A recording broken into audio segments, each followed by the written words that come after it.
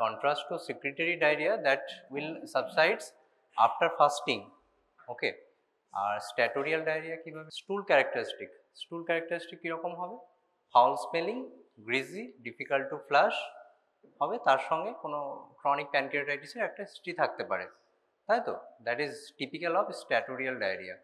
Inflammatory diarrhoea কীরকম হবে? Blood থাকতে পারে, নাও থাকতে পারে, পেন অ্যাবডোমেন থাকবে, like as I said in Crohn's disease and ulcerative colitis, তাই তো? একটা অ্যাবডোমিনাল মাসও থাকতে পারে। So you have to differentiate between different causes of diarrhoea, ঠিক আছে? তো today's topic is peptic ulcer disease. Peptic ulcer disease তোরা পড়েছিস প্যাথোফিজিওলজি এবং ফিজিওলজিতেও কিছুটা পড়েছিস। তো কি definition? By definition peptic ulcer disease refer to ulceration of mucosa, ঠিক আছে? That is typically more than 5 millimetre, at least 5 millimeter involvement হতে হবে surface, and it can reach deep up to the submucosa অবধি যেতে পারে, ঠিক আছে? That is the typical definition of peptic ulcer disease, ঠিক আছে? এবার পেপটিক আলসার ডিজিজের তোদের প্যাথোফিজিওলজি একটু কমানো যায় না? সাউন্ডটা একটু কমিয়ে দেয়।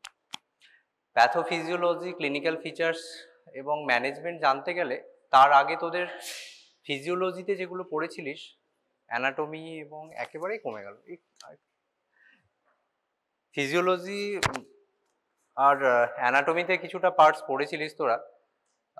কি হয় একটা গ্যাস্ট্রিক গ্ল্যান্ড, হিস্টোলজিতে পড়েছিস গ্যাস্ট্রিক গ্ল্যান্ড কোথায় থাকে? আমাদের স্টোমাকে অনেক ফোর্স থাকে, তাই তো? সেগুলো কি বলে? রুগে বলে। সেখানে কি থাকে? তার মধ্যে গ্যাস্ট্রিক পিট থাকে।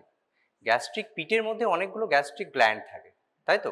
গ্যাস্ট্রিক গ্ল্যান্ডটা দেখবি এরকম একটা structure, that is lined by some epithelial cells and some special cells. Special সেলসের মধ্যে কি কি থাকে? এই কথা বলিস না পেছনে। স্পেশাল সেলসের মধ্যে কি থাকে? প্যারাইটাল সেলস বা চিপ সেল বলে যেটা। আর কি থাকে? ডি সেল, তাই তো? ডি সেল থেকে কি সিক্রিট হয়? সোমাটোস্ট্যাটিন। ডি সেল, জি সেল থেকে গ্যাস্ট্রিন, ঠিক আছে? তো আর একটা কি থাকে? ইসিএল, এন্টেরোক্রোমাফিন সেল, দ্যাট সিক্রিটস হিস্টামিন, তাই তো? তো এরকম একটা গ্যাস্ট্রিক গ্ল্যান্ডের মধ্যে এপিথেলিয়াল সেল আর তার সঙ্গে কিছু স্পেশাল সেলস থাকে, ঠিক আছে? যেগুলো বললাম। তো এগুলোর কাজ কি? মেনলি প্যারাইটাল সেলস থেকে কি হয়? এইচসিএল সিক্রিশন হয়। প্যারাইটাল সেলসের মধ্যে কি থাকে? সারফেসে অনেকগুলো রিসেপ্টর থাকে, receptor for gastrin, acetylcholine that is muscarinic receptor, and histamine. হিস্টামিনের কোন রিসেপ্টর থাকে? H2 receptor for histamine, M3 receptor for acetylcholine. Okay, আর কি থাকে? গ্যাস্ট্রিন রিসেপ্টর থাকে ফর গ্যাস্ট্রিন, ঠিক আছে? এইটুকু মনে রাখ, তাহলেই হবে। আর ভেতরে কি থাকে? একটা পাম্প, কি পাম্পের নাম? Protein pump, polypeptide pump, H+K+ ATPase pump থাকে, তাই তো? সেখানে নর্মালি কি হয়? এইটুকু বুঝতে পারলি তো যে অ্যানাটমিটা, গ্ল্যান্ডের মধ্যে গ্যাস্ট্রিক পিটের মধ্যে গ্ল্যান্ডসগুলো থাকে, গ্ল্যান্ডসের মধ্যে যে স্পেশালাইজড এপিথেলিয়াল সেল থাকে তার ফাংশনটা কি, এবং বিশেষ করে প্যারাইটাল সেলসটা তোদের ভালো করে জানতে হবে। প্যারাইটাল সেলসের মধ্যে রিসেপ্টর থাকে, সারফেস রিসেপ্টর থাকে কিছু for histamine, gastrin and acetylcholine. আর ভেতরে কি থাকে? একটা পলিপেপটাইড পাম্প, যেটা আমরা বলি H+K+ ATPase পাম্প, ঠিক আছে? এইটুকু বোঝা গেল। এবার হচ্ছে তোদের basic physiology of acid secretion, HCl secretion. কিভাবে HCl সিক্রেশন হয়? তো এটা দুটো ফেজ আছে। নর্মালি কি হয়, মানে সবসময় একটা HCl সিক্রিট হতে থাকে, that is called basal HCl secretion. আর একটা হয় স্টিমুলেটেড সিক্রেশন, ঠিক আছে? বেসাল সিক্রেশন কেন হয়? Due to vagus nerve stimulation and histamine. Histamine এবং ভেগাস নার্ভ স্টিমুলেশন হলে কি হবে? সেখানে অ্যাসিটাইলকোলিন সিক্রিট হবে, সেখান থেকে বেসাল একটা HCl সবসময় সিক্রিট হয়, দ্যাট ইজ ডিফারেন্ট থিং। আর একটা কি হয়? স্টিমুলেটেড HCl সিক্রেশন কখন হবে? এটার আবার তিনটে ফেজ রয়েছে, তোরা ফিজিওলজিতে পড়েছিস। কি কি ফেজ আছে বল HCl সিক্রেশনে? Cephalic phase, gastric phase and intestinal phase. Cephalic phase মানে কি? আমরা যখন কোনো খাবার দেখছি বা কোনো ডেলিসিয়াস কোনো স্মেল আসছে, তখন কি হবে? আমাদের সেখানে ভেগাস নার্ভ স্টিমুলেশন হবে। ভেগাস নার্ভ স্টিমুলেশন হলে কি হবে, অ্যাসিটাইলকোলিন সিক্রিট হবে, that binds to M3 receptor, ঠিক আছে, সেখান থেকে HCl সিক্রিশন হবে। তো this is cephalic phase of HCl secretion. আর কি হয়, gastric phase. Gastric phase is most important phase. Gastric phase মানে কি, আমাদের ফুড যখন স্টোমাকের মধ্যে থাকছে, ঠিক আছে, সেটাকে আমরা গ্যাস্ট্রিক ফেজ বলছি। স্টোমাকের মধ্যে ফুড এলে কি হবে, ডিস্টেনশন হবে, স্টোমাক ওয়ালটা ডিস্টেনশন হবে। সেখানে কি হবে, যে আমরা যে তোর গ্ল্যান্ডসগুলো বললাম, এই যে সেলসগুলো বললাম, সেগুলো কি হবে, স্টিমুলেটেড হবে, সবগুলো স্টিমুলেটেড হবে। ECL স্টিমুলেট হলে সেখানে কি হবে, হিস্টামিন রিলিজ হবে, এন্টেরোক্রোমাটিন সেল যদি স্টিমুলেট হয়, ঠিক আছে। তার সঙ্গে কি হবে তোর যেটা আমাদের ভেগাস নার্ভ স্টিমুলেশন হলে অ্যাসিটাইলকোলিন সিক্রিশন হবে, ঠিক আছে। তো এই হিস্টামিনটা কোথায় অ্যাটাচ হবে, H2 receptor, acetylcholine will attach to M3 receptor, ঠিক আছে। বা এই যে ডিস্টেনশন হলো, ডিস্টেনশন স্টোমাক ওয়াল ডিস্টেনশন হলে এটা ডিরেক্ট আমাদের প্যারাইটাল সেলটাকে স্টিমুলেট করে সেখান থেকে HCl সিক্রেশন হবে। তো কিভাবে হয়, যেখানে তোর একটা হলো direct stimulation of the parietal cell, আর একটা indirect stimulation by histamine and acetylcholine, ঠিক আছে। স্টিমুলেশন হওয়ার পরে কি হবে, যেখানে তোরা দেখবি আগে তোদের বায়োকেমিস্ট্রিতে পড়েছিস, কি হয়, অ্যাডিনাইলিন সাইক্লেজ অ্যাক্টিভেশন হবে, সেখানে কি হবে, তারপরে হ্যাঁ কিছু পাথওয়ে আছে, ইন্ট্রিনসিক কিছু ফেজেস রয়েছে, তারপর আলটিমেটলি কি হবে, H+K+ ATPase পাম্পটা যেখানে তোর ভেতরের দিকে ছিল প্যারাইটাল সেলের মধ্যে, সেটা লুমিনাল সাইডে চলে আসবে, ঠিক আছে। সেখান থেকে কি হবে, একটা পটাশিয়াম বাইরে, একটা পটাশিয়াম লুমেন থেকে ভেতরে আসবে, একটা H+ লুমেনের বাইরে যায়, ঠিক আছে। That is the function of H+K+ ATPase pump with the help of some energy of ATP, ঠিক আছে, বোঝা গেল। তাহলে বাইরে H+টা এলো, সেখানে ক্লোরাইডের সঙ্গে, ক্লোরাইডটাও প্যারাইটাল সেল থেকে বাইরে আসবে, লুমিনের মধ্যে আসবে, সেখানে H+ and chloride combine to form HCl, ঠিক আছে, বোঝা গেল। Physiology of acid secretion, HCl secretion কিভাবে হয়, মানে একটা তোর বেজাল সিক্রেশন সবসময় হচ্ছে আমাদের এখানে due to stimulation of histamine and acetylcholine, আর একটা হয় স্টিমুলেটেড সিক্রেশন। স্টিমুলেটেড সিক্রেশন মানে কি, এর তিনটে ফেজ রয়েছে। একটা কেফালিক ফেজ, কেফালিক ফেজ মানে আমরা যখন কোনো স্মেল অফ ডেলিসিয়াস ফুড বা কোনো দেখছি কোনো ভালো খাবার, তখন কি হবে, ভেগাস নার্ভ স্টিমুলেশন হবে, সেখান থেকে অ্যাসিটাইলকোলিন সিক্রেশন হবে, acetylcholine will combine to M3 receptor that stimulate to release HCl, ঠিক আছে। আর একটা যেটা হয় তোর বললাম গ্যাস্ট্রিক ফেজে, গ্যাস্ট্রিক ফেজে স্টোমাক ডিস্টেনশন হবে, সেখানে ডিরেক্ট প্যারাইটাল সেল স্টিমুলেশন হতে পারে বা indirect stimulation via H2 M3 or acetylcholine, সেখান থেকে HCl সিক্রেশন হবে। কেন, বাই দিস ইন্ট্রিনসিক মেকানিজম, যেগুলো অ্যাডিনালিন সাইক্লেজ অ্যাক্টিভেশন হওয়ার পর যে পাথওয়েজ গুলো রয়েছে, আলটিমেটলি কি করবে, H+K+ ATPase পাম্পটাকে অ্যাক্টিভেট করবে, H+ will enter in exchange of potassium, potassium কোথায় যাবে, ইনসাইড যাবে, H+টা বাইরে আসবে, সেটা ক্লোরাইডের সঙ্গে কম্বাইন করে HCl ফর্মেশন হবে।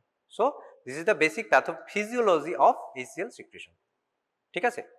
আর একটা জিনিস তোদের জানতে হবে, যেটা তোদের অনেক সময় শর্ট নোট আসে, গ্যাস্ট্রিক মিউকোসাল ব্যারিয়ার, তাই তো, ফিজিওলজিতে শর্ট নোট আসে, মেডিসিনেও আসতে পারে। গ্যাস্ট্রিক মিউকোসাল ব্যারিয়ার কি, তিনটে লেয়ার থাকে, ঠিক আছে। মানে কোনো একটা আমাদের যেখানে তোর গ্যাস্ট্রিক অ্যাসিডগুলো থাকে, HCl pepsin is harmful for our stomach, আর কিছু কিছু সাবস্টান্স অ্যান্ড প্রোডাক্টস রয়েছে যেগুলো protective, like bicarbonate, prostaglandin, mucosa মানে মিউকাস, ঠিক আছে, সেইগুলো হচ্ছে আমাদের প্রোটেক্টিভ, আর HCl আর পেপসিন হচ্ছে harmful for our stomach wall, ঠিক আছে। তাহলে নর্মালি ইন হেলদি স্টেট কি হয়, দুটোর মধ্যে একটা ব্যালেন্স তৈরি হয়, ঠিক আছে, মানে প্রোটেক্টিভ ফ্যাক্টর আর যেগুলো অ্যাগ্রেসিভ ফ্যাক্টরস রয়েছে সেগুলো একটা ব্যালেন্স থাকে, তার জন্য কি হয়, স্টোমাক ওয়ালটা ইনট্যাক্ট থাকে, কোনো আলসারেশন বা কিছু হয় না, ঠিক আছে। কিন্তু ইন ডিজিজ কন্ডিশনে কি হয়, যে গ্যাস্ট্রিক মিউকোসাল ব্যারিয়ারটা মানে ডিসরাপ্ট হয়ে যায়। তো এই ব্যারিয়ারটা কি, ফার্স্ট লাইন অফ ডিফেন্স কি থাকে এখানে, মিউকোসা অ্যান্ড বাইকার্বনেট, ঠিক আছে। আমাদের যে মিউকোসা রয়েছে তার অ্যাটাচিং সারফেসে মিউকাস সিক্রেশন হচ্ছে কন্টিনিউয়াসলি ফ্রম এপিথেলিয়াল সেল, আর বাইকার্বনেট থাকে। বাইকার্বনেটের কাজ কি, পিএইচটাকে বাড়িয়ে দেবে, অ্যালকালাইন পিএইচ করবে, ঠিক আছে, that is defensive. Okay, so first line of defence is mucosa and bicarbonate. Second line of defence কি, epithelial cell, mucosal epithelial cell কি করে? এখানে যে গ্যাস্ট্রিক মিউকোসাল এপিথেলিয়াল সেলস থাকে, সেটা সাপোজ কোনো একটা কারণে কোনো একটা এপিথেলিয়াল সেল ইনজিউর্ড হয়ে গেল, সেখানে অ্যাপোটোসিস বা নেক্রোসিস হলো একটা এপিথেলিয়াল সেলের, ঠিক আছে? তখন কি হবে, পাশের এপিথেলিয়াল সেলস থেকে রেস্টিটিউশন বলে একটা টার্ম আছে। রেস্টিটিউশন মানে কি, পাশের এপিথেলিয়াল সেলস থেকে সেটা ফিল আপ হয়ে যাবে যে গ্যাপটা, that is called restitution. Okay, এটা একটা মেকানিজম হলো। আর কি হতে পারে, this epithelial cells secrete some growth factor like epidermal growth factor, IGF intrinsic growth factor যেগুলো আছে, বা ভিইজিএফ, ঠিক আছে? এইগুলো সিক্রেট হলে কি হবে, সেখানে যে গ্যাপটা তৈরি হলো আবার নতুন করে সেখানে একটা এপিথেলিয়াল সেল, মানে এই গ্যাপটা ফিল আপ হয়ে যাবে by some new epithelial cell, that is called restitution. Okay, তাহলে এটা একটা protective mechanism for epithelial cells, ঠিক আছে? থার্ড লাইন অফ ডিফেন্স কি, prostaglandin. Prostaglandin and continuous microcirculation, যেটা তোর সাবমিউকোসাল আমাদের লেয়ারে যে ব্লাড ফ্লোগুলো থাকে, and prostaglandin is third line of defence, ঠিক আছে? প্রোস্টাগ্ল্যান্ডিন কি করে, সেখান থেকে কন্টিনিউয়াস এপিথেলিয়াল সেল থেকে মিউকাস ফর্মেশন হয়, বাইকার্বনেট সিক্রিট করে, and leads to some defence mechanism in HCl aggression, মানে এইচসিএল থেকে প্রোটেক্ট করে। তাহলে এই ডিফেন্স মেকানিজমটা বোঝা গেল। There are three line of defence. First line of defence is mucus and bicarbonate, second is epithelial cell itself, and third is some continuing blood circulation in the submucosa, and mainly হচ্ছে তোর prostaglandin, ঠিক আছে? বোঝা গেল তোর basic histology of epithelial cell, gastric epithelial cells, physiology of acid secretion, and gastric mucosal barrier. মানে peptic ulcer disease জানতে হলে এই তিনটে জিনিস তোদের আগে ভালো করে জানতে হবে। তো এইটা নিয়ে কোনো কনফিউশন আছে কিনা বল আমাকে, বুঝতে পেরেছিস তো? এই তিনটে জিনিস তোর আগেও ফিজিওলজিতে পড়েছিস যদিও, ঠিক আছে? এবার আমরা কি বলি, এটা পেপটিক আলসার ডিজিজ আমরা দুটো ভাগে ভাগ করতে পারি। Duodenal, it can be duodenal, ডিউডেনামে যদি হয় ফার্স্ট পার্ট অফ দ্য ডিউডেনামে হলে ডিউডেনাল আলসার বলবো, আর যদি গ্যাস্ট্রিক মানে স্টোমাকে হয় তাহলে গ্যাস্ট্রিক আলসার বলবো, ঠিক আছে? ইট can B acute or chronic. Mainly হচ্ছে ক্রনিকই হয়। অ্যাকিউট কোথায় হয়, কোনো একটা বার্ন পেশেন্ট যদি হয় সেখানে একটা গ্যাস্ট্রিক আলসার হতে পারে, কোনো ক্রিটিক্যাল কেয়ার ইলনেস পেশেন্ট থাকতে পারে, যেগুলো আমরা কুসিং আলসার অর কার্লিং আলসার বলি, ঠিক আছে? This is acute condition. Mainly হচ্ছে ক্রনিক হয়। ক্রনিক কীরকম হতে পারে, ডিউডেনাল অর গ্যাস্ট্রিক আলসার যেটা বললাম। সো যেগুলো এতক্ষণ বললাম তোদের, হ্যাঁ, কিছু অ্যাগ্রেসিভ ফ্যাক্টরস থাকে, কিছু ডিফেন্সিভ ফ্যাক্টরস থাকে। Aggressive factors are hydrochloric acid HCl and pepsin, আর ডিফেন্সিভ ফ্যাক্টর হচ্ছে mucus, bicarbonate secretion and prostaglandin. This protects the mucosa by inhibiting acid secretion, increasing mucus and bicarbonate production, and enhancing mucosal blood flow, ঠিক আছে?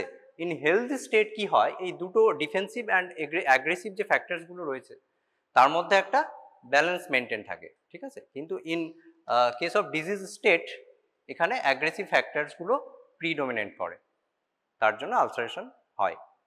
বোঝা গেল? বেশ, তো what are the aetiology, এটা হচ্ছে বেসিক প্যাথোফিজিওলজি গেল। ইটিওলজি কি কি হতে পারে তোরা জানিস? পেপটিক আলসার ডিজিজে কি কজ হতে পারে বল? Main cause H. pylori একটা, আর NSAID, আর কি হতে পারে? Smoking. This are risk factor, আমি ইটিওলজি বলছি, ঠিক আছে? তুই যেগুলো বলছিস সেগুলো রিস্ক। হ্যাঁ, গ্যাস্ট্রিনোমা ইজ, ইয়েস গ্যাস্ট্রিনোমা। আর সাম জেনেটিক কজেস, কিছু জেনেটিক কজেস জানিস? জলিঞ্জার রিলেশন সিনড্রোম, ওকে, বেশ, ঠিক আছে, এগুলোই। আর কি হতে পারে? সো ভাইরাল ইনফেকশন হতে পারে, like cytomegalo virus, Epstein Barr virus হতে পারে, রেডিয়েশন, কেমোথেরাপি, তোরা যেটা বললি, হ্যাঁ, Zollinger Ellison syndrome, idiopathic non H. pylori আর নন NSAID। মেনলি হচ্ছে তোর এই তিনটে কজ, দুটো কজ হচ্ছে হেলিকোব্যাক্টার পাইলোরি অ্যান্ড তোর হচ্ছে NSAID, ঠিক আছে? তো NSAID কি করে আমাদের মিউকোসাল ইনজুরি করে, কেউ বলতে পারবি?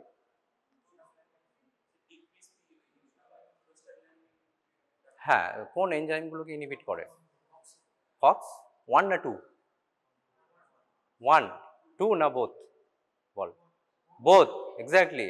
তার জন্যই তো দুটো কক্স 1 কক্স 2 দুটো ইনহিবিট করে বলেই তো হয়। কক্স 1 এর কাজ কি?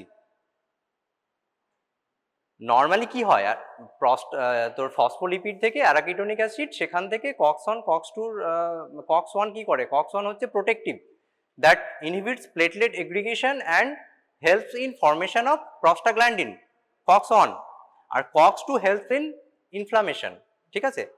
COX-2 হচ্ছে ইনফ্লামেটরি রিয়াকশন করে, ওই জন্য আমরা যখন কোনো এনসেড দিই, মানে কোনো একটা ইনফ্লামেশন হচ্ছে, পেন হচ্ছে, এনসেড দিলে পেনটা কমে কেন?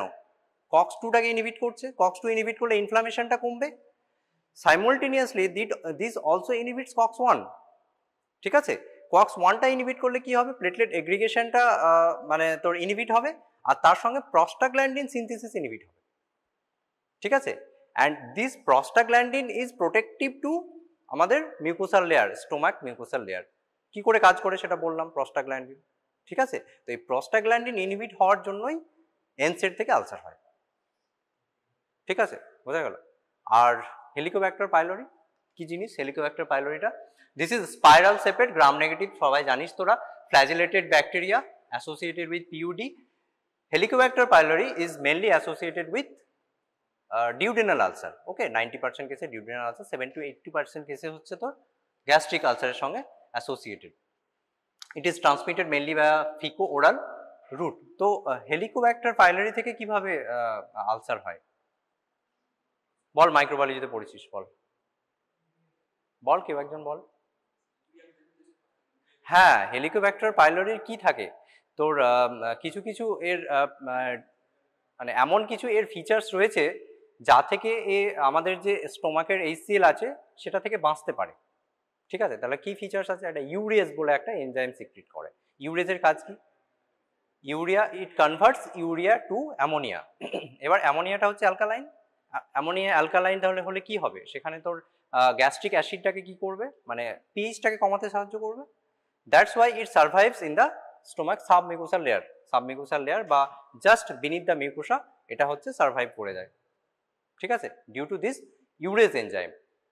অ্যাপার্ট ফ্রম দ্যাট আর কি হয়, কিছু সাইটোটক্সিন রিলিজ করে, লাইক CAGA, VAGA, ঠিক আছে। এগুলো কিছু সাইটোটক্সিনস রয়েছে। সাইটোটক্সিনগুলোর কাজ কি? VAG মানে কি? ভ্যাকিউলেশন ফর্মেশন। এই যে সাইটোটক্সিন বললাম, VAGA বলে একটা সাইটোটক্সিন থাকে, সেটা কি করে? It causes vacuolation in the mucosal surface, ঠিক আছে, সেখান থেকে ভেতরে ঢুকে এটা সার্ভাইভ করে। তো দিজ আর দ্য সাইটোকাইন্স। আর কি হয়, যেহেতু সাইটোকাইন রিলিজ করে, এর এগেনস্টে কিছু হোস্ট ইনফ্লামেটরি রিয়াকশন হবে। হোস্ট ইনফ্লামেটরি রিয়াকশন হলে কি হবে? সেখানে একটা ইনজুরি হবে। তোরা জানিস যে কোনো একটা যদি ইমিউন সিস্টেম আমাদের শরীরে অ্যাক্টিভেট হয় এগেনস্ট সাম ইনফ্লামেটরি রিয়াকশন, বাইরে থেকে কোনো একটা ফরেন বডি এলো বা কোনো একটা ইনফ্লামেটরি রিয়াকশন তৈরি হলো, তার এগেনস্টে যে আমাদের ইমিউন সিস্টেম অ্যাক্টিভেট হয়, সেটার কাজ কি? সেটা যে প্যাথোজেনটাকে মারার সাথে সাথে আমাদের বডিরও কিছু হার্ম করে, তাই তো? এটাই তোরা জানিস বাংলায়। তাহলে এই ইনফ্লামেটরি রিয়াকশন হলেও সেখানেও মিউকোসাল ডিফেন্স সিস্টেমটা অ্যাফেক্টেড হবে, ঠিক আছে। আর কি করে? এটা অ্যাসিড সিক্রেশন করে, ঠিক আছে। এখানে HCl সিক্রেশন করে। কিভাবে HCl সিক্রেশনটা হয় হেলিকোব্যাক্টার পাইলোরি? একটা তো যেটা বললাম, due to its enzyme called urease. ইউরেজটা কি করে? ইউরিয়া থেকে অ্যামোনিয়া করে, অ্যালকালাইন পিএইচ করে, তার জন্য কি হচ্ছে, সেটা সার্ভাইভ করে, ঠিক আছে। আর একটা জিনিস যেটা করে সেটা হচ্ছে it inhibits D cell. D সেলটাকে ইনহিবিট করলে কি হবে? ডি সেল থেকে কি বেরোয়? Somatostatin. Somatostatin is protective for HCl, মানে সোমাটোস্ট্যাটিন আবার তোর প্যারাইটাল সেলটাকে ইনহিবিট করে, ঠিক আছে। তার জন্য কি হবে? সোমাটোস্ট্যাটিনটাকে যদি ইনহিবিট করে তাহলে কি হবে? সেই নেগেটিভ ফিডব্যাকটা হচ্ছে না, তার জন্য HCl সিক্রেশন বেশি হবে, বুঝতে পেরেছিস? তাহলে আমাদের H পাইলোরি যে মেকানিজম অফ অ্যাকশনে এটা করে, মানে আমাদের মিউকোসাল গাট মিউকোসাল ইনজুরি করে স্টোমাক ওয়াল, সেটা হচ্ছে নাম্বার 1 হচ্ছে এর urease enzyme, due to is urease enzyme, due to some cytokines like CAGA and VAGA. Number 3 হচ্ছে stimulation of sub immune reaction in our body, and number 4 হচ্ছে inhibition of D cell, that is somatostatin, that leads to increase HCl secretion, ঠিক আছে, বোঝা গেল? Mainly এই দুটো জিনিস তোদের বুঝতে হবে। আর এনসেড যেটা বললাম, apart from prostaglandin, it also diffuses freely across the mucosal barrier into the gastric epithelial cell, and these ion liberated and cause cellular damage. ঠিক আছে, আচ্ছা এটা কেটে গেছে, এটা লেখা আছে তোর even in low dose aspirin is also harmful for our mucosa, ঠিক আছে। আর এটা যেটা বললাম তোদের সাইক্লোঅক্সিজেনেজ অ্যাক্টিভিটি হয়, যেটা কিভাবে reduction of the gastric and mucosal blood flow, মানে প্রস্টাগ্ল্যান্ডিনের যে তোর অ্যাকশনগুলো হয় সেগুলো ইনহিবিট হয়, তার জন্য এটা হয়। জলিঞ্জার-ইলসেন সিনড্রোম কি হয়, এখানে gastric acid hyper secretion and recurrent peptic ulcer disease, more than 50% of gastrinoma আর ম্যালিগন্যান্ট, ঠিক আছে, in a suspected patient with multiple ulcer and recurrent or refractory PUD নিয়ে প্রেজেন্ট করে, ঠিক আছে, দিস ইজ জলিঞ্জার-ইলসেন সিনড্রোম। আর কি other তোরা যেটা বলছিলিস, this are the risk factor. আগের যে কন্ডিশনগুলো বললাম সেগুলো হচ্ছে ইটিওলজি, হ্যাঁ, মেনলি হচ্ছে NSAID and Helicobacter pylori, but this are risk factor. Risk factor কি হতে পারে, smoking, cigarette or smoking, psychological stress, some dietary factor like coffee, tea, carbonated beverages may cause dyspepsia but do not increase the risk of developing PUD. That's why this is risk factor, not etiology. Okay. Or stress may induce behavioral risks such as smoking and use of NSAID. Cigarette smoking impairs ulcer healing and increases risk of recurrence. আর কি আছে, ঠিক আছে। So these are the risk factor and etiology. এই অবধি ঠিক আছে তো? বেশ, এবার বল সিমটমস কি কি হতে পারে। Pain, epigastric pain. তার আগে বল পেশেন্ট অ্যাসিমটোম্যাটিক হতে পারে? হয়, অ্যাসিমটোম্যাটিক হয়। অনেক সময় আমরা ইনসিডেন্টালি একটা এন্ডোস্কোপি করলাম, অন্য কোনো কজের জন্য দেখছি একটা আলসার হয়ে আছে, ঠিক আছে, অ্যাসিমটোম্যাটিক হতে পারে।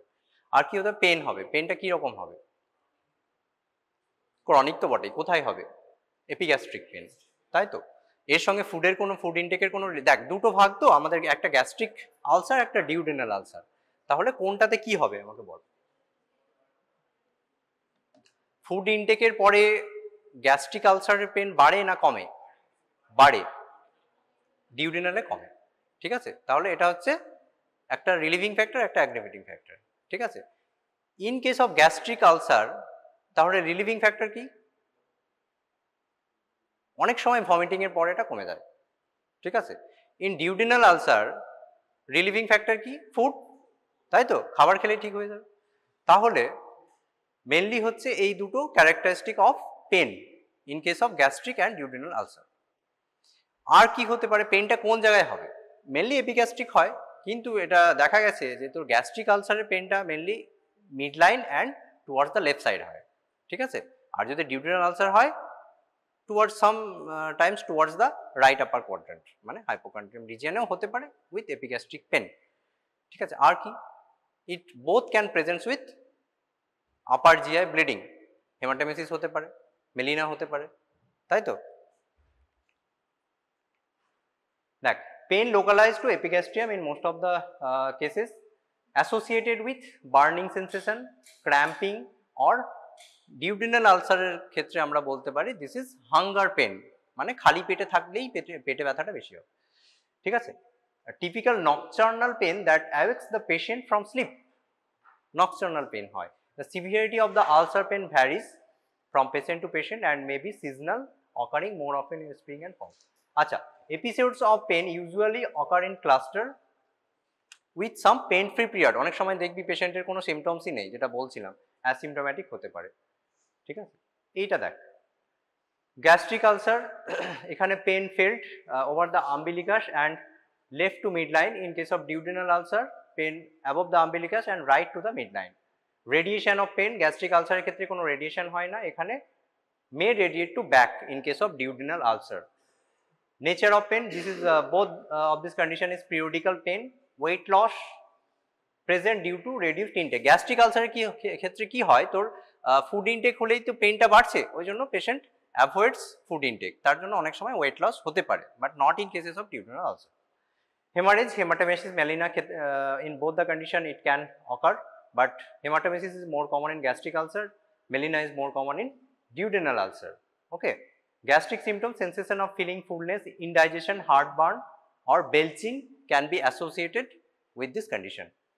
Aggravating factor, immediately after food in case of gastric ulcer and duodenal ulcer, when the stomach gets empty থাকলে duodenal ulcer pain হবে। Aggravating ameliorating factor কি, vomiting or alkali food, and in case of duodenal ulcer after taking food, ঠিক আছে। বোঝা গেল এটা gastric ulcer and duodenal আলসারের ডিফারেন্সটা। So gastric ulcer this are less common than the duodenal ulcer, এগুলো বললাম। বেশ, কমপ্লিকেশনস কি হতে পারে বল? হেমারেজ হতে পারে, যেটা বললাম এখনই, আপার জিআই ব্লিড হতে পারে, হেমাটোমেসিস মেলিনা হতে পারে, আর কি হতে পারে? পারফোরেশন হতে পারে, পারফোরেশন হতে পারে, পেনিট্রেশন আর পারফোরেশনের মধ্যে ডিফারেন্স। পেনিট্রেশন মানে আদার অর্গান পারফোরেট করতে পারে, সেখানে সরি ফিস্চুলা হতে পারে, ঠিক আছে। আর একটা পারফোরেশন মানে in the peritoneal wall perforation হতে পারে, পেরিটোনিয়ামের মধ্যে পারফোরেশন হতে পারে, সেখান থেকে পেরিটোনাইটিস হবে, ঠিক আছে। গ্যাস্ট্রিক আউটলেট অবস্ট্রাকশন যেটা বলছিলিস তোরা, গ্যাস্ট্রিক আউটলেট অবস্ট্রাকশন হতে পারে, ঠিক আছে।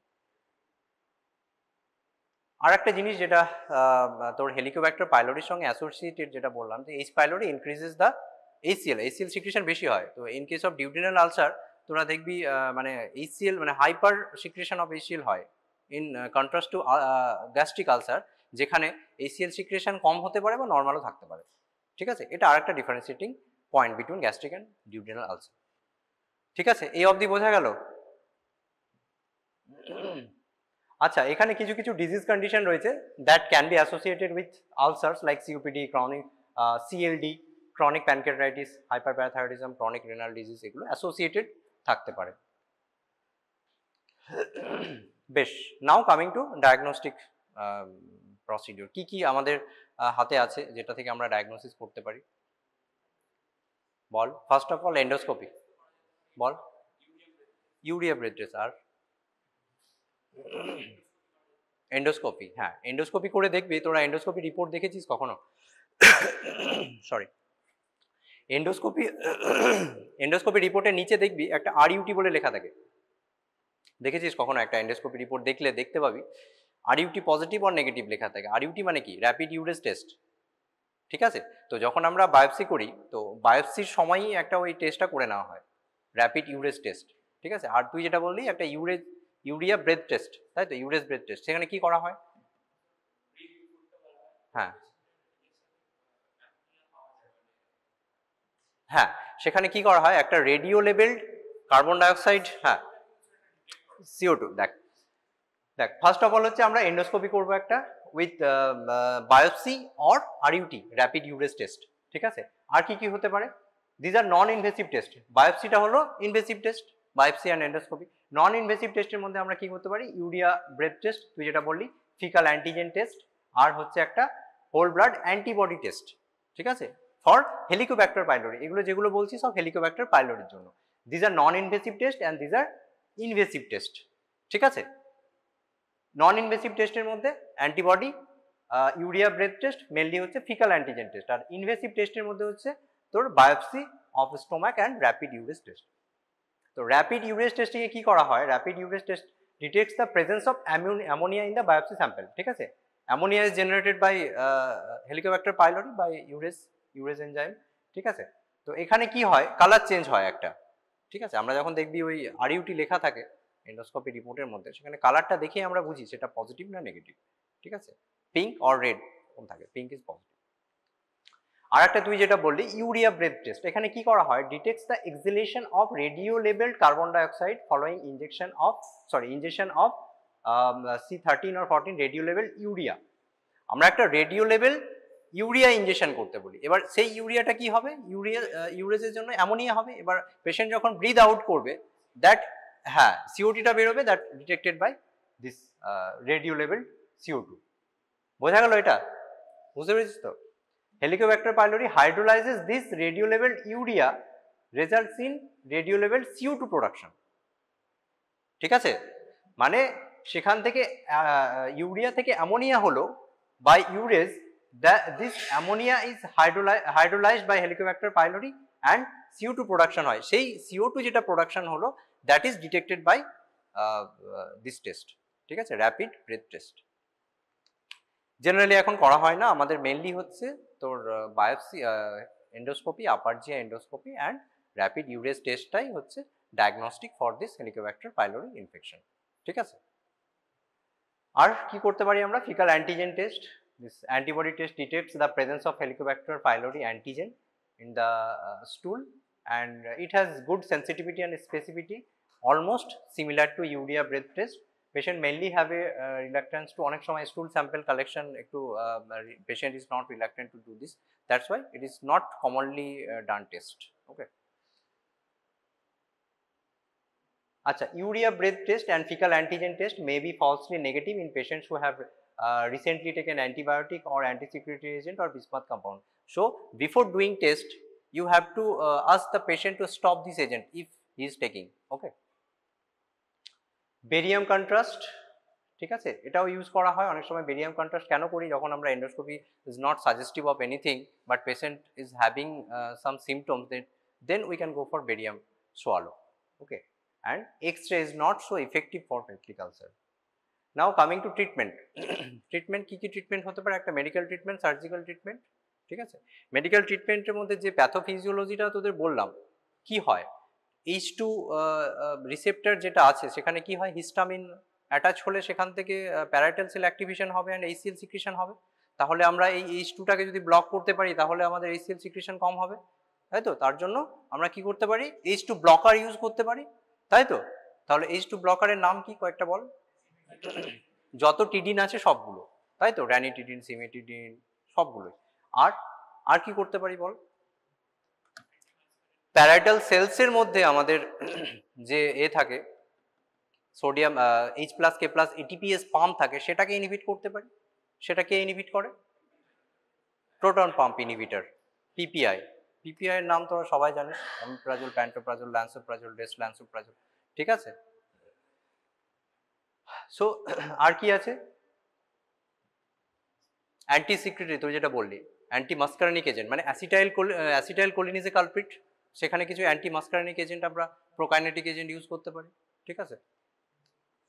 আর অ্যান্টিবায়োটিক্স, অ্যান্টিবায়োটিক্স কি কি অ্যান্টিবায়োটিক্স ইউজ হয়? অ্যান্টিবায়োটিক কার জন্য? এইচ পাইলোরির জন্য, ঠিক আছে, বেশ। অ্যান্ড অ্যাপার্ট ফ্রম দ্যাট, এগুলো ছাড়াও আমরা কিছু ডায়েটারি অ্যাডভাইস করবো পেশেন্টকে, তাই তো? কিছু diet modification, patient if patient is smoker, we have to ask the patient to stop smoking or alcohol consumption, ঠিক আছে। আর ডায়েটারি কি অ্যাডভাইস করবি বলতো এই পেশেন্টগুলোকে? ফ্রিকুয়েন্ট, মানে স্মল ভলিউম ফ্রিকুয়েন্ট মিল, ঠিক আছে। In case of gastric ulcer বা ডিউডেনাল আলসার কি করতে বলতে হবে পেশেন্টের? মানে অল্প অল্প করে বারবার খাবে, ঠিক আছে, এটা একটা গেল। আর কি? খালি পেটে বেশিক্ষণ থাকবে না, ঠিক আছে। যেগুলো স্পাইসি ফুড সেগুলো অ্যাভয়েড করতে হবে। If patient is smoker, alcoholic, then we have to ask the stop this agent, ঠিক আছে। আর কি আছে? যেগুলো থেকে, যেগুলো রিস্ক ফ্যাক্টর যেগুলো বললাম সেগুলো স্টপ করতে হবে, লাইক টি, কফি, কোনো কার্বোনেটেড বেভারেজেস, সেগুলো অ্যাভয়েড করতে হবে। তো এইগুলো বললাম তোদের। Histamine receptor blocker, H2 blocker কি করে? HCl সিক্রেশন কম করে, conversion, decrease conversion of pepsinogen to pepsin and increase ulcer healing, ঠিক আছে। Proton pump inhibitor that blocks ATPase enzyme that is important for secretion of HCl, antibiotic to eradicate Helicobacter pylori. Antacids কিছু আছে, antacids গুলো কিভাবে কাজ করে? Already যেগুলো HCl secretion হয়েছে, আগে যেগুলো বললাম তোর H2 ব্লকার বা যে আমাদের পাম্প ব্লকার আছে, প্রোটন পাম্প ইনহিবিটর, সেগুলো H+K+ ATPase পাম্পকে ইনহিবিট করে। এগুলো কি করে? HCl সিক্রেশন করতে দিচ্ছে না। অলরেডি HCl সিক্রেশন যেগুলো হয়ে গেছে সেগুলোকে নিউট্রালাইজ করার জন্য আমরা অ্যান্টাসিড দিই, ঠিক আছে। ম্যাগনেসিয়াম হাইড্রক্সাইড, অ্যালুমিনিয়াম হাইড্রক্সাইড, ঠিক আছে, ক্যালসিয়াম কার্বনেট, এগুলো ইউজ করতে পারি। অ্যান্টিকোলিনার্জিক ড্রাগস, ডাইসাইক্লোমিন, এটা বললাম তো, decrease cholinergic stimulation of HCl। Bismuth agent, এগুলো এখন রেয়ারলি ইউজ হয়। Bismuth subsalicylate that exhibits antimicrobial activity against bacterial and viral gastrointestinal pathogens, ঠিক আছে। আচ্ছা, এবার তোর হেলিকোব্যাক্টার পাইলোরির জন্য যে অ্যান্টিবায়োটিকগুলো আমরা ইউজ করি তার কিছু রেজিমেন আছে, ঠিক আছে। অনেকগুলো নাম আছে, দেখবি অনেক রকম রেজিমেন আছে, মানে একসাথে দিই, সিকোয়েন্সিয়াল থেরাপি, অনেক রকম আছে। তার মধ্যে মোস্ট কমন হচ্ছে তোর দুটো, ঠিক আছে। সেটা হচ্ছে অ্যামোক্সিসিলিন, ক্ল্যারিথোমাইসিন অ্যান্ড পিপিআই, ঠিক আছে। Duration is 10 to 14 days, 14 days is better. তো কি হয়? Amoxicillin 100,000 milligram twice BD, clarithromycin plus clarithromycin 500 milligram BD and PPI dose once to twice a day। মানে এটা অনেক সময় দেখবি আমরা আলাদা করে এখন প্রেসক্রিপশনে লিখি না, এরকম কিট পাওয়া যায়, এইচপি কিট, তার মধ্যে কিন্তু এগুলো থাকে, ঠিক আছে। হ্যাঁ বল। ফিক্সড ডোজে করা থাকে, সেটা আমাদের দিনে 2 বার করে নিতে বলি পেশেন্টকে, কিটের মধ্যে সেটা দেওয়া থাকে। বা ডোজ হচ্ছে এটা, এবার কিটে থাকে বলেই তো আমাদের ডোজ জানবো না সেটা তো নয়, ডোজটা জানতে হবে তোদের। So these are the regimen: amoxicillin, clarithromycin and PPI given for 10 to 14 days. আর একটা কি আছে তো bismuth based quadruple therapy, this is triple therapy, ঠিক আছে, and this is quadruple therapy, tetracycline, metronidazole and bismuth subsalicylate plus একটা proton pump inhibitor, ঠিক আছে, দুটোর মধ্যে যে কোনো একটা আমরা ইউজ করতে পারি। সো রিফ্র্যাক্টরি আলসার আছে, রিফ্র্যাক্টরি আলসার মানে কি, after treatment of more than 2 months it is not subsiding, ঠিক আছে, that is called refractory ulcer. In this case we can consider Helicobacter pylori eradication or endoscopy with biopsy or rapid urine test, ঠিক আছে। Nutritional therapy যেগুলো তোদের আগেই বললাম যে কি কি আমাদের ডায়েটারি অ্যাডভাইস করতে হবে, রিস্ক ফ্যাক্টরগুলো, ঠিক আছে। তো তোদের peptic ulcer disease long case rarely আসতেও পারে, আর মেনলি হচ্ছে তো গ্যাস্ট্রিক মিউকোসাল ডিফেন্স অনেক সময় শর্ট নোট আসে, ঠিক আছে। আর difference between gastric ulcer and duodenal ulcer এগুলো আসতে পারে, ঠিক আছে। তো এগুলোই পড়। আর this completes your gastrointestinal topic, যেগুলো টপিক ছিল তোদের এনএমসি গাইডলাইন্সে টপিক যেগুলো রয়েছে তার মধ্যে এগুলোই আছে, সবগুলোই পড়ানো হয়েছে, ঠিক আছে। যদি কিছু তোদের কোয়ারি থাকে বা কোনো টপিক মিস হয়ে যায় আমাকে বলিস, সেটা পড়িয়ে দেবো, তবে তোদের যে সিলেবাসে আছে যেগুলো সবগুলোই পড়ানো হয়েছে। হ্যাঁ, হেপাটোলজি অ্যান্ড গ্যাস্ট্রোএন্টারোলজি পড়, এগুলো কোনো অসুবিধা হলে জানাস। নেক্সট ক্লাসে নেক্সট মানডে হয়তো আমি ক্লাস নেব না, সৌম্যদীপ স্যার বা অন্য স্যার নেবেন। তারপরের ক্লাসটায় একটা রিভিশন ক্লাস আমি নেব, সেখানে হচ্ছে তোদের ওই প্রফে কি কোশ্চেন আসে, কীরকম লং কোশ্চেন এবং শর্ট নোট কীরকম আসে, প্লাস কিছু এমসিকিউ আমি ডিসকাস করে দেবো, ঠিক আছে। এবার এমসিকিউ পড়তে গেলে তোদের পুরো টপিকগুলো পড়তে হবে, না হলে এমসিকিউ করতে পারবি না, ঠিক আছে। এবং প্রফে কি কি পসিবল কোশ্চেন্স আসতে পারে সেইগুলো আমি ডিসকাস করব ফর হেপাটোলজি অ্যান্ড গ্যাস্ট্রোএন্টারোলজি দুটোই।